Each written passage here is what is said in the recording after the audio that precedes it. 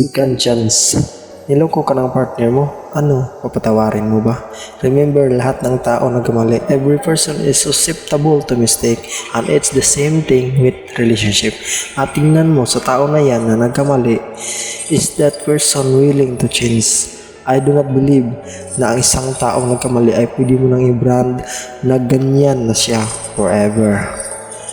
Ang isang mahirap ay pwede rin maging mayaman. Ang isang salbahe ay pwede rin na maging mabait. Ang isang taong nagkamali ay pwede rin namang magbago. Take a chance sa taong yan.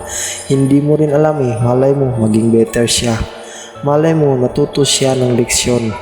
Pero kung mukhang hindi natuto ito, abay sampalin mo na yan, iwanan mo na yan, walang kwenta yan.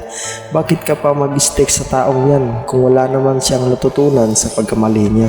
So patawarin mo, bigyan mo ng chance, and kung wala naman tong pagbabago, kunin mo na ang bag mo, ilagay mo ang gamit mo, tumakbo ka palayo kasi habang buhay kang mahihirapan sa hinayupak na yan.